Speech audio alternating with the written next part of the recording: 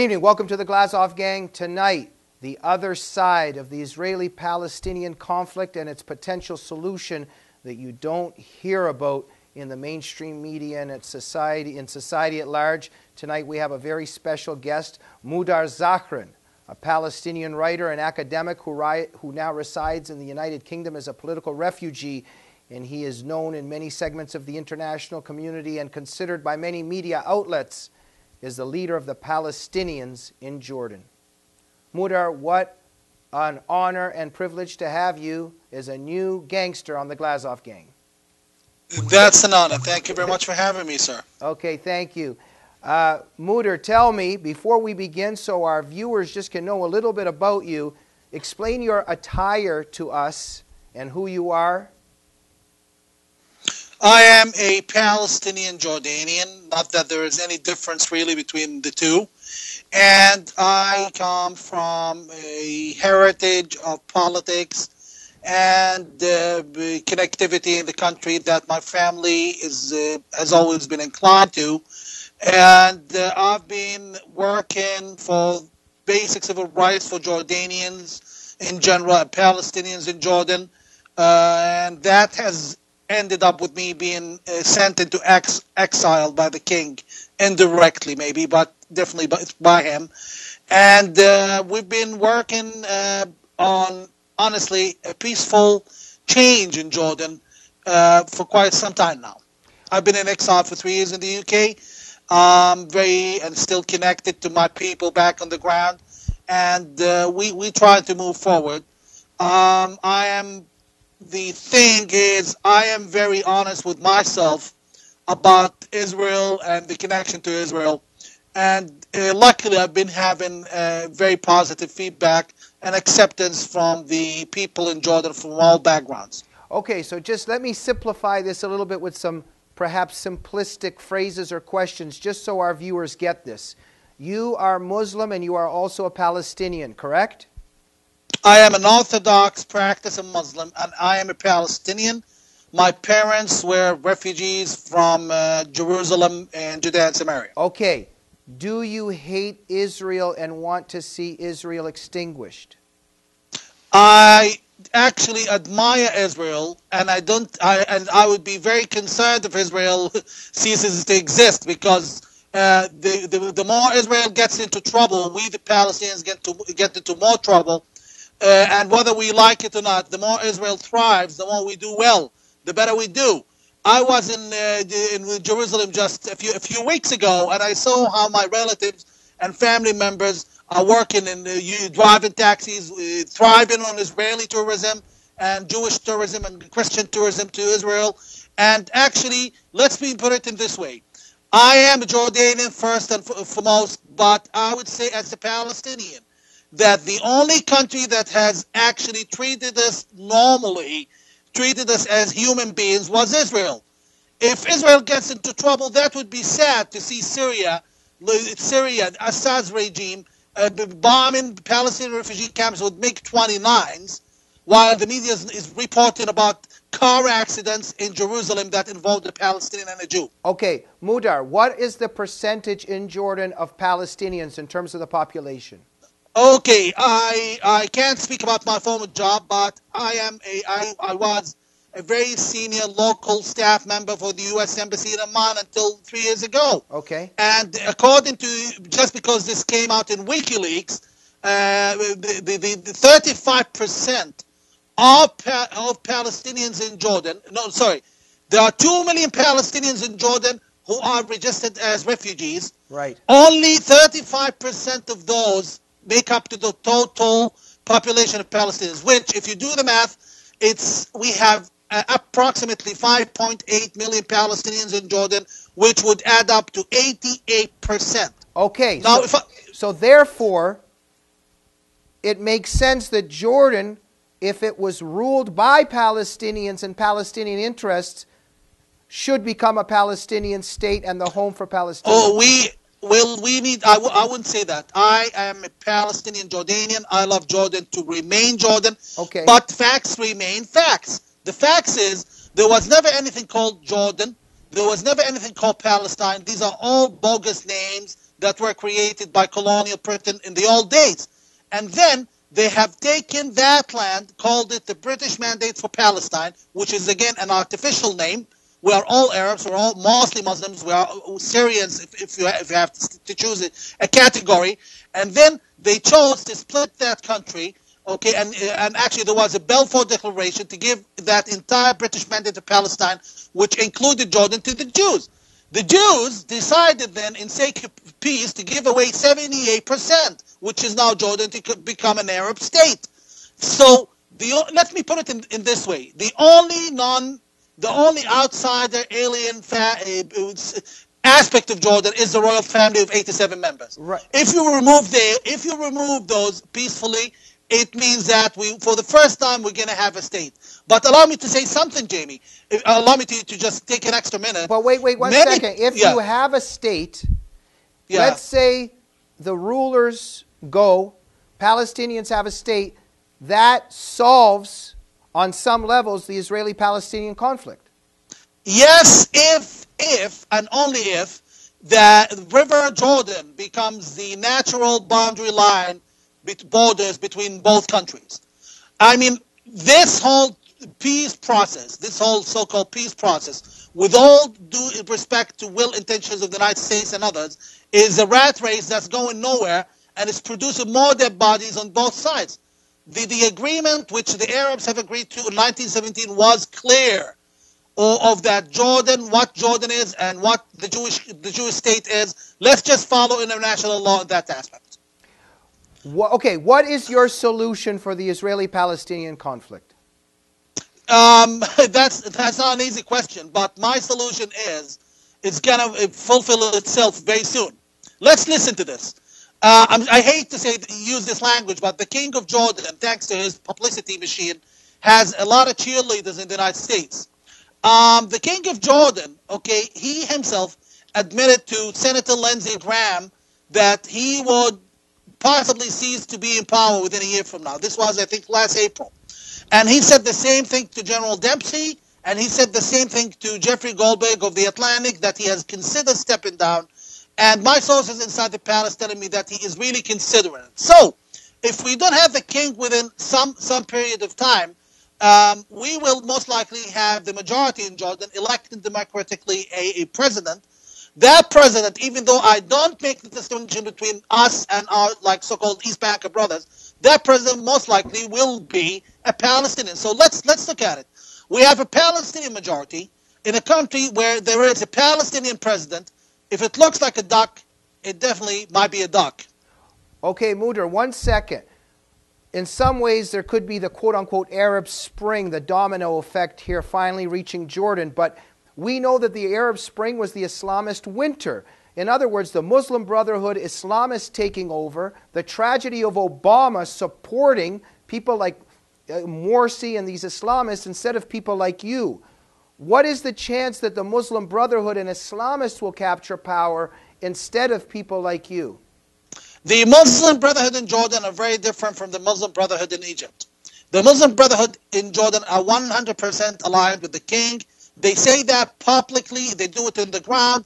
In November 2012, there was a full-scale revolution in Jordan led by the seculars. The Muslim Brotherhood physically stood against it, hit, and sometimes are rumored to even have, assaulted and killed protesters against the king. They were always coming out saying the king he is aligned with the Islamists 100%. Nonetheless, when the king falls, there was a recent report by CNN, CNN Arabic, about the Muslim Brotherhood losing its influence in Jordan. Nonetheless, when the king falls, the only people with the money, the only people with the support, and the only people the U.S. intelligence establishment is willing to sit and talk to are the Islamists. This is because, with all due respect to President Obama, he and his administration think that the Muslim Brotherhood is the less of two evils. It's either the Muslim Brotherhood or Al-Qaeda. Look what happened in Egypt. The seculars came back through the window, and the country's going into turmoil. So I think the only solution we have is for the U.S. government and the U.S. intelligence establishment to at least listen to the other side, to the seculars in Jordan. The storm is coming in Jordan sooner or later. As much as many people try to write it off as it's not going to happen, it will happen sooner or later. Could be 5 years, could be 6 months, I don't know, could be a month. So they need to sit with us or simply accept Hamas in Jordan. And here allow me to remind you that all three major leaders of Hamas are not Palestinian. They are Palestinian Jordanians, including Mr. Khalid Mashal. So unless you talk to us, and this might sound like too much of a propaganda, but I'm just saying it as it is, unless they talk to us, the seculars, not necessarily me, any secular, okay, they should be willing to welcome Khalid Mashal as the president in Amman. Well, what do you think, why is Obama and leading America supporting Islamists rather than the seculars who are against Islamic law and Sharia, and they're against the terrorism in many degrees? What's going on with Obama? I have to be honest. This whole line started in 2004. The Washington Post, whether you like it or not, Jamie, they have confirmed that the U.S. intelligence establishment has been considering that dealing with the Muslim Brotherhood is much better than dealing with Al-Qaeda, and therefore there has been a process. But what I can see, that there is a retraction. There are lessons learned. Unfortunately, I think if I have to guess, the president now and his administration know that it was a very bad choice. But the U.S. administration and the U.S. government is like a big ship or a big airplane. To switch the government policy, it might take a decade, and by then the whole Middle East, along with Israel's borders, might be burning with Al-Qaeda. So unless they act quick, unless people in the Congress start popping the questions, we're in for disaster. And here I can assure you, sir, that I have been, despite the fact that I'm all over the Arab media, despite the fact that I'm the most spoken King's opposition, I have been purposely ignored by the American media, purposely ignored by all of the heavy hitters of the American media completely. Why? And on top of that, why are they ignoring you? Because honestly, I think it's either ignorance or possibly even more than that, an intention to ignore the seculars and just deal with the Islamists. I have not been able to get any breakthrough within the U.S. Congress. And I'm just curious, why wouldn't anyone just listen to us, the seculars? We have the evidence that we have the influence. We have been able to move people on the ground, stop them on the ground. For example, stop them from attacking and protesting against the Israeli embassy in Amman. And again, we're not seeing any feedback. We are being thrown under the bus. Right. We are popular, but broke and completely ignored by the international community. And I'm not optimistic about what's to come unless a major change happens. But Mudar, in terms of the radical left and in terms of Islamists and how much they hate Israel, your narrative threatens them. They don't like that because, am I correct, overall you're saying that the real Palestine is not in Israel but in Jordan? I am saying that the so-called peace process of Oslo is the mother of all sins. It has caused my people incredible suffering. We want human rights and civil rights, not necessarily nationality rights for the Palestinians in Israel. And we want our state. Once you remove the head of this state, who is not a Jordanian, he's actually from Arabia, he's a Saudi, the king of Jordan, King Abdullah. Okay? And once that's removed, then voila, I've said that before, we're going to have, honestly, a Palestinian state in Jordan, whether you like it or not. And those, my brothers from the East Bank, my brothers from Amman, Karak, and others, those are my brothers. They are also Palestinians as much as I am a Jordanian. Okay. Because, again, both names are bogus. Both names, most Arab countries' names, did not really exist 80 years ago. Mudar, we just have a couple of minutes left. Just very quickly, what do you think of Arafat and the fact that he supposedly represented Palestinian interests? Okay, Mr. Arafat, I have to respect that he's the only Palestinian leader we've had recognized by the international community. It's like you have to respect your father, but it doesn't mean that your dad is a good father. He might be an abusive father. Mr. Arafat has driven us into what we are today, of poverty, corruption. I have seen my cousins and family members suffering under the Palestinian Authority, and I swear to God, openly wishing Israel would come back. Oslo is the mother of all sins. This has to stop. And while I'm speaking to you, Jamie, allow me 30 seconds. This man speaking to you here has no personal interest.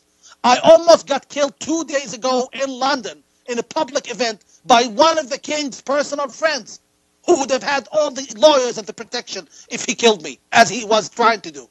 I am a dead man talking to all of you listening to me. They're going to kill me sooner or later. I don't care. I just wish my children someday would live peacefully in Amman and take a taxi to go as tourists in Jerusalem or Tel Aviv.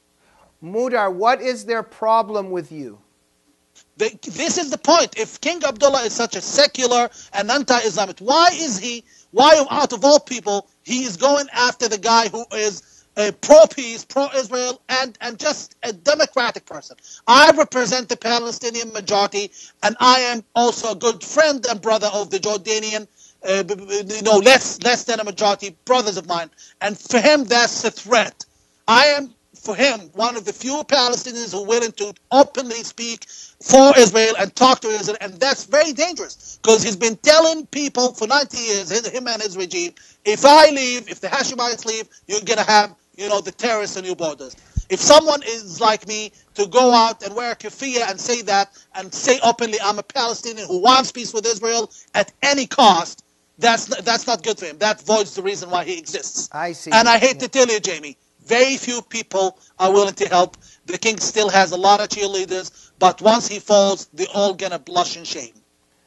Mudar, what are your departing words? We have under 30 seconds. What are your departing words of wisdom or suggestion to the West?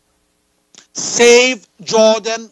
Jordan can be a hellhole that's much deeper and nastier than Iraq, Syria, because it's in the middle of nowhere and it can directly affects big countries like Saudi Arabia, where there's the oil and there's serious American interest. Support the Islamists, support a peaceful, bloodless transition in Jordan, or else get prepared to send 50,000 of your troops into Jordan to fight Al-Qaeda. Wait a minute. Did you just say support Islamists? No.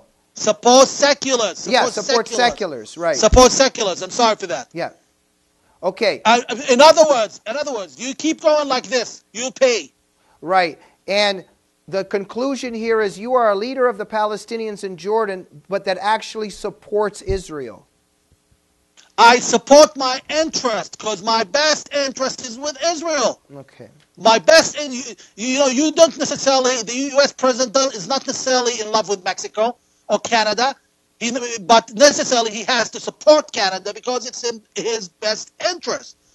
We have, in Jordan, we have one of the largest expenditures in the world on military. Why can't we just stop our military? My vision is simple, and I'm going to conclude. A welfare state in Jordan, because this is the only way it's going to work, that's armless and even defenseless, and that's not going to be causing trouble in the future, where its borders stop at the river. And those brothers of ours in the West Bank or Judea and Samaria, if they wish to relocate, they will come, because, by the way, all of them hold Jordanian passports, in case you didn't know.